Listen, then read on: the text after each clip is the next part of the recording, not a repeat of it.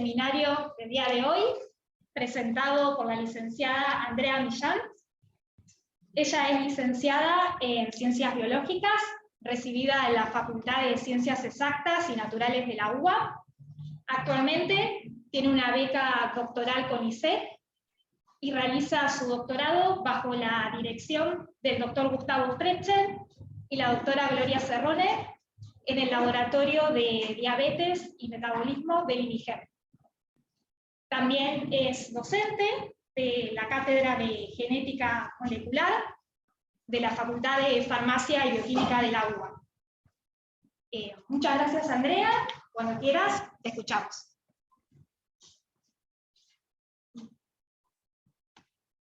Bueno.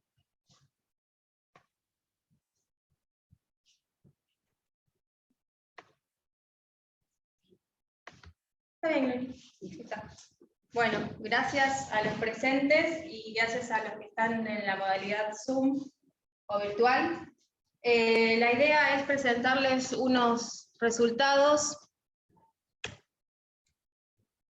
¿Cómo pasó? ¿Con este?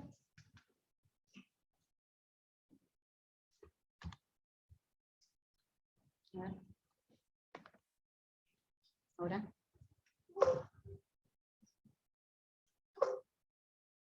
No.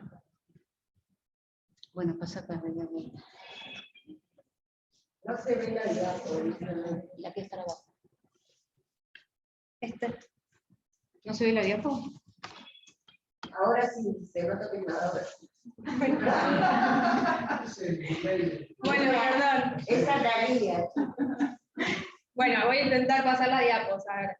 La idea es mostrarles unos resultados que tenemos listos para publicar. La idea es buscar la revista ya escribimos el paper, así que solo queda buscar la revista para publicarlos. Se titula Análisis de la expresión de interleuquina 1 beta y TLR4 en individuos con obesidad sometidos a cirugía bariátrica o con indicación de cirugía bariátrica. Y voy a empezar a definir la obesidad como una acumulación excesiva de la grasa, así que implica un riesgo para la salud. Está determinada tanto por factores genéticos como ambientales. La obesidad es considerada la otra pandemia, ¿sí? Y en particular en Argentina, aproximadamente 40% de las personas presentan sobrepeso y un 26% presentan obesidad, ¿sí? Esta que se clasifica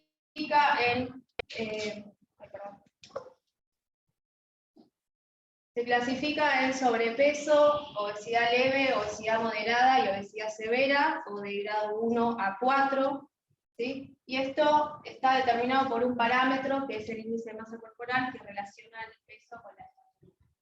Y conforme aumenta este índice de masa corporal, van a aumentar el riesgo de comorbilidades, ¿sí? Y la tasa de mortalidad. Sin embargo, el índice de masa corporal no es del todo preciso a la hora de determinar la localización de la grasa, ya que la grasa es clave en el desarrollo de un estado de inflamación sistémica crónica y de bajo grado que caracteriza al paciente con obesidad. ¿Sí? Bien. Esperen que no es para abajo. Ahí está. Con lo cual, la obesidad abdominal o la obesidad central es quien determina el inicio de múltiples alteraciones de origen metabólico, que en conjunto se denominan síndrome metabólico, que son factores de riesgo para el desarrollo de enfermedades cardiovasculares y que eventualmente el individuo llega a una diabetes de tipo 2 que genera un mayor riesgo de enfermedades cardiovasculares y que además se le asocia a complicaciones diabéticas. Y la inflamación crónica de bajo grado es clave en la insulinoresistencia, en la falla progresiva de la célula beta, de manera que contribuye al estado de inflamación, ¿sí? Y determina el inicio de la diabetes de tipo 2. Bien.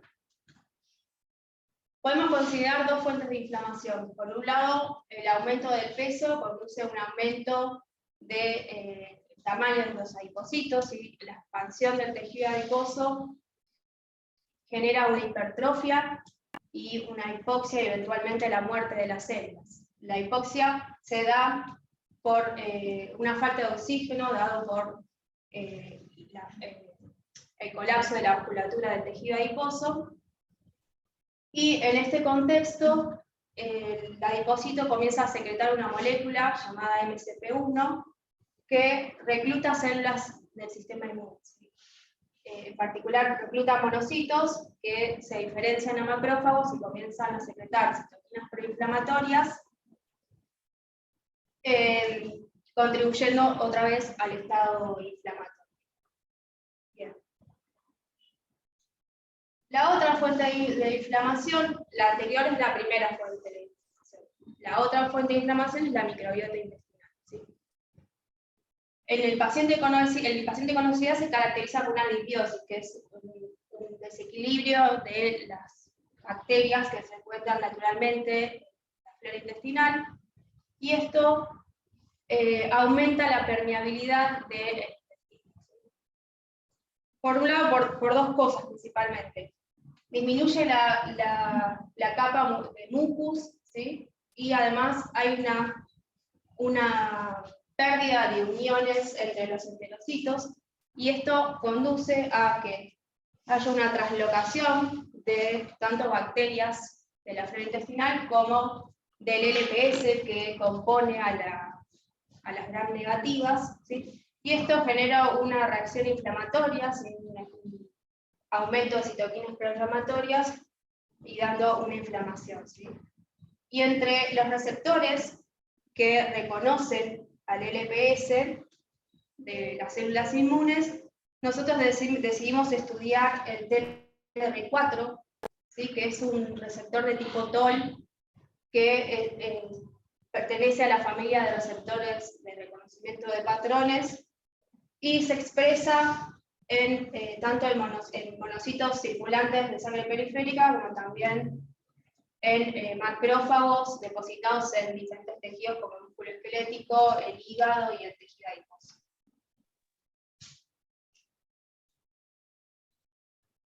Bien, el reconocimiento del TLR4 por estos patrones asociados a daño, como el LPS, conduce a una activación de una vía de señalización, ¿sí? Vía NF-kappa-beta, que lo que hace es aumentar la expresión de la interleuquina 1 beta, pero como precursor inactivo. La segunda señal que necesita la interleuquina 1 beta, que es muy importante en el postinflamatoria, es la activación de la caspasa, que lo que hace es, del inflamasoma, perdón, que lo que hace es activar una caspasa que cliva a la prointerleuquina 1 beta, y de esta manera se activa la interleuquina 1 beta y puede ser secretada en un contexto de inflamación. Y acá les muestro algunos resultados de un paper, ¿sí? Donde encontraron que hay una mayor expresión de TLR4 tanto en obesos como en sobrepeso como en obesos, ¿sí? Y esto se da tanto en mononucleares, en células mononucleares, como en tejido adiposo. Y también aumenta la expresión de TLR4 conforme aumenta el índice de masa corporal. Por otro lado, hay otro trabajo que vieron aumentada la interleuquina 1 beta a nivel de proteína, ¿sí? A medida que aumentan los rangos de glucemia. Y esto es independiente de la edad y del índice de masa corporal. ¿Sí? Acá se hizo para individuos que tienen un índice de masa corporal menor a 25, pero también lo evaluaron y lo confirmaron en individuos con niveles con valores de índice de masa corporal mayor a 25. Bueno, la cirugía bariátrica es como el tratamiento que se da para la obesidad severa, ¿sí? Cuando en individuos donde los tratamientos convencionales no surgen efecto. Y básicamente hay dos más utilizadas, que es la manga gástrica, que se genera un corte en el estómago, si esta porción se elimina y se genera un tubo gástrico.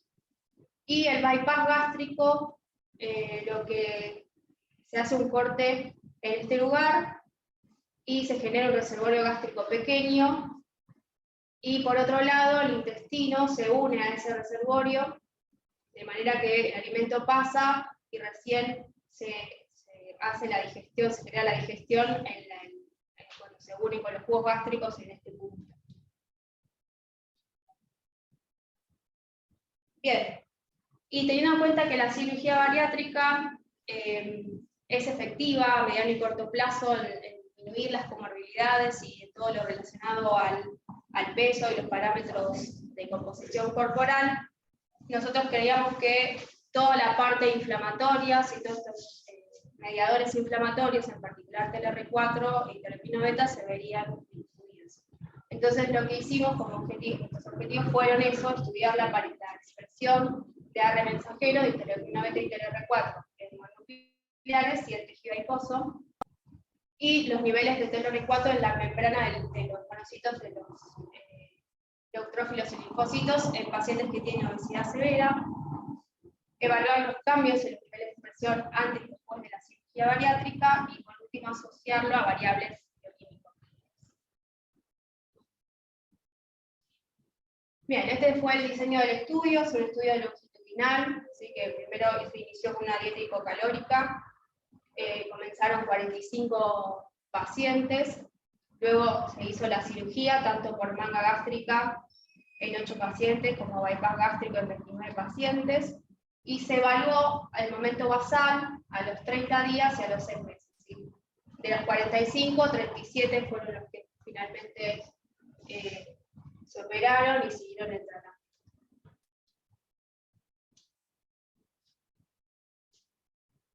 Bueno, lo que hicimos fueron determinaciones bioquímico-clínicas, ¿sí? Estudios moleculares, como los ajes de proteína TLR4 en membrana de linfocitos, neutrófilos y monocitos por citometría de flujo. Evaluamos o realizamos la expresión de ARN mensajero de interleuquina beta y TLR4 por cuantificación relativa en PCR real time por el método del delta-delta-CT. Y se hicieron determinaciones clínicas antropométricas, como el peso, el índice de masa corporal, circunferencia de cintura y otros parámetros que dan una idea de la composición corporal, como la masa grasa, la masa libre de grasa, la grasa visceral, etc. Y los análisis estadísticos se hicieron por SPSS con un nivel de significancia del 0,05.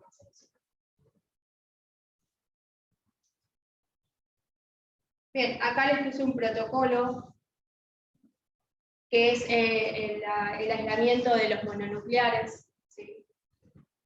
Básicamente lo que hacemos es dividimos al medio la sangre, lo hacemos con FICOL, con separación en gradiente de FICOL, y separamos los mononucleares, pero lo que hacemos es hacemos una extracción de ARN con trisol y por cloroformo, y ahí hacemos la determinación de interleuquina beta y TLR4 por PCR cuantitativa, ¿sí? Utilizando como gen housekeeping el gen de GATH. Bien, no veo mucho, pero estas son toda la caracterización de la población. Acá sí pueden observar, está el peso, el índice de masa corporal, los parámetros de composición corporal, todo el perfil lipídico y bioquímico, el OMA, ¿sí? Como indicador de insulinoresistencia, y la PCR ultrasensible como indicador de inflamación. Y estos son los tiempos de intervención, tanto basal, a los 30 días y a los 6 meses. Y este es el análisis estadístico, por un lado para los 3 tiempos, ¿sí? Diferencias significativas en los 3 tiempos, y en particular para cada uno de los grupos. Bueno, observamos entonces que hay una disminución significativa del peso, del índice de masa corporal, de la circunferencia de cintura y la masa grasa al mes después de la cirugía, y que disminuye aún más entre el mes y los 6 meses. Por otro lado, la masa libre de grasa y la masa musculoesquelética solo disminuyen al primer mes, sin cambios significativos entre el mes y los 6 meses. La presión arterial diastólica no muestra cambios significativos. La hemoglobina glicosilada y la glucemia muestran disminuciones en el periodo postoperatorio tardío, es decir, que no disminuyen al mes, pero sí disminuyen entre los 30 días y los 6 meses. Bueno. ¿Puedo hacer una pregunta? No, al revés, perdón. Sí. ¿Esta gente mantiene la dieta hipocalórica? No, es al inicio del. Okay, Antes de la cirugía. no, porque si no, faltaba el control de los pacientes con dieta hipocalórica y sí. No, por eso, gracias. Bueno, perdón, acá me confundí. La hemoglobina glicosilada y la glucemia bajan solo al primer mes. Y entre el mes y los 6 meses no muestra cambios significativos. El colesterol HDL no muestra cambios significativos y el colesterol HDL y el triglicérido, al igual que todos los parámetros de composición corporal y el peso, muestran diferencias significativas tanto al mes como entre los mes y los 6 meses. ¿Puedo hacerte una pregunta? Sí. Estos pacientes son obesos. Obesos, Sí. perdón, son obesos, tienen obesidad severa. Bueno, y me llama la atención que ninguno es hipertenso. No. 130, 80. Que van como de la mano, ¿no? Sí, pero no son. No, bien, porque por eso te Sí. preguntaba. Es cierto. No, pero como después sí, o sea, Claro. no es que pesamos. Me llamaba la atención. Gracias. No. Bueno, ¿cómo seguimos? El OMA, que es indicador de insulinoresistencia, baja solo al primer mes. Y lo interesante de esto es que tanto el nivel de grasa visceral como la proteína C reactiva, que indica el nivel de inflamación, bajan recién entre 30 días y 6 meses. Es decir, es como que primero hay toda una disminución de lo metabólico,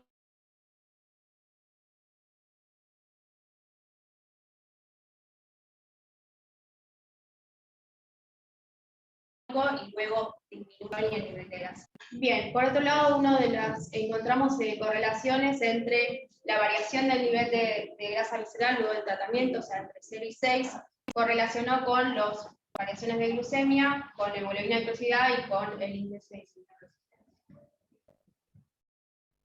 Bien, entonces acá les dejé como la línea de tiempo para ver en cada uno de los resultados en qué tiempo los evaluamos. Y en este caso lo que hicimos es, medimos los niveles de expresión de proteína en función del tiempo de intervención para 3 tipos celulares, que son los linfocitos, los neutrófilos y los monocitos. Y si se fijan, si bien no hay en cada uno de los tipos celulares, no hay cambios significativos luego del curso del tiempo, sí se ve que para cada tiempo hay una mayor expresión de la proteína de membrana de monocitos. Tanto en basal a los 30 días como a los 6 meses. Entonces seguimos evaluando los siguientes resultados en monocitos.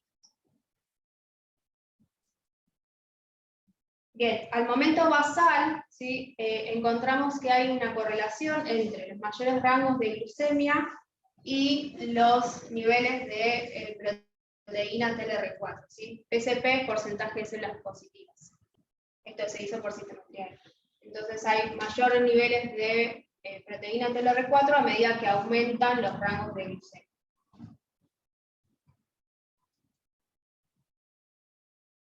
Cuando evaluamos qué pasaba entre el basal y los 6 meses, vimos que a medida que disminuye, hay una disminución del índice de masa corporal, este gráfico se lee para la izquierda, digamos, a medida que disminuye el índice de masa corporal, disminuye los niveles de expresión en membrana de la proteína TLR4 en monocitos.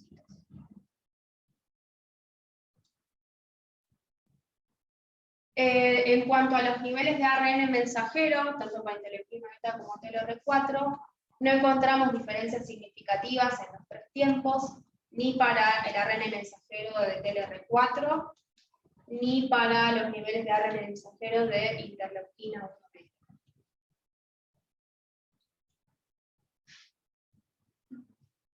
Pero bueno, entre 0 y 6 meses, lo que observamos es que a medida que disminuye la glucemia en los pacientes, disminuye la expresión de interleuquina 1 beta a nivel del mensajero.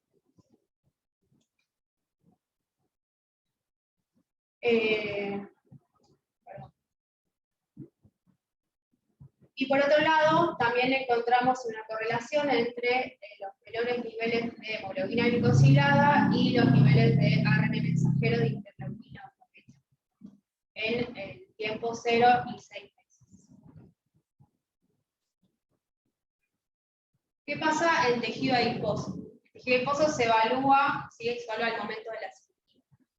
Entonces, lo que vimos es una correlación entre los mensajeros de interleuquina 1 beta y el mensajero de TLR4.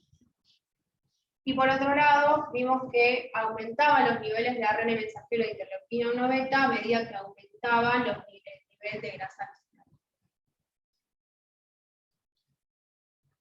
Bien, entonces en resumen, la expresión de la proteína TLR4 fue significativamente mayor en los monocitos en comparación con los otros tipos celulares en todos los tiempos estudiados y se asoció con mayores rangos de glucemia.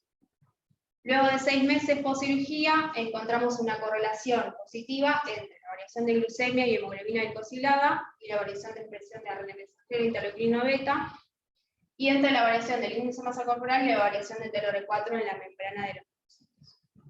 Y por último, a nivel de grasa visceral se correlaciona positivamente con la expresión de ARN mensajero de interleuquina 1 beta en tejido adiposo. Como conclusión, entonces, la hiperglucemia a nivel basal podría estar modulando la respuesta de TLR4, principalmente en los monocitos. Y la disminución de la grasa visceral por la cirugía bariátrica conduciría entonces a una disminución de los niveles de ARN mensajero, de todos los mediadores de interleuquina beta principalmente, y de la proteína C reactiva, y por lo tanto el control glucémico se mejoraría en parámetros de masa corporal, o sea, control tanto del glucémico como de los parámetros de masa corporal serían claves en la resolución de la inflamación en los pacientes con obesidad sometidos a cirugía bariátrica. Y nuestros resultados indican entonces que existen mecanismos inherentes a la cirugía bariátrica que promueven la recuperación de las variables metabólicas, mientras que la resolución de la inflamación estaría determinada por la disminución principalmente de la grasa visceral.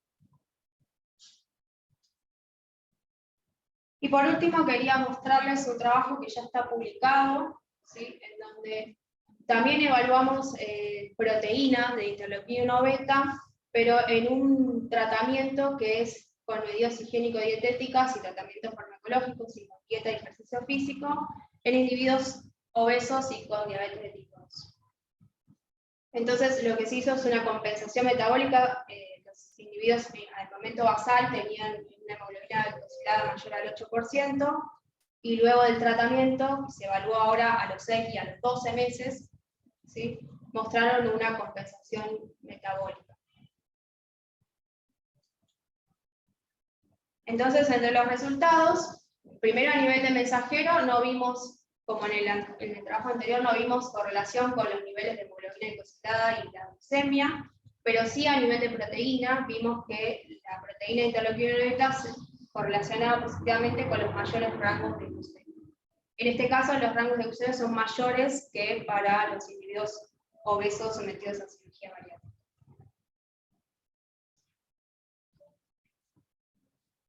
En cuanto a los niveles de expresión, ¿sí? Para interleuquina 1 beta no hay cambios a lo largo del tratamiento y tampoco para la interleuquina 1 beta a nivel de proteína. Pero en cambio sí se observó que el cambio a los 6 meses y a los 12 meses. Pero en este caso es al revés de lo que vimos con cirugía bariátrica. Así, a medida que disminuye la hemoglobina glicosilada tanto a los 6 como a los 12 meses, aumentan los niveles de interleuquina beta a nivel de proteína. Y también con glucemia, ¿sí? Tanto a los 6 meses como a los 12 meses.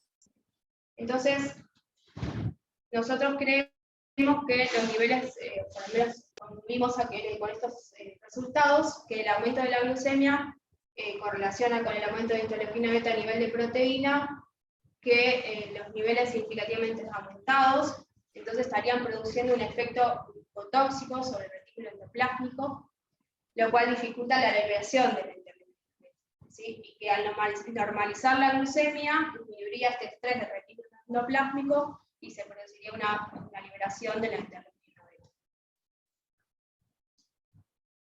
Bueno, y nuestros hallazgos, tanto para el primer trabajo como para este trabajo, lo que contribuyen, ¿sí?, es a identificar grupos de intervención de grupos de individuos con características fenotípicas comunes que podrían estar respondiendo o podrían responder favorablemente al tratamiento tanto de la dieta, el ejercicio físico, tratamiento farmacológico, como los que están sometidos a cirugía bariátrica.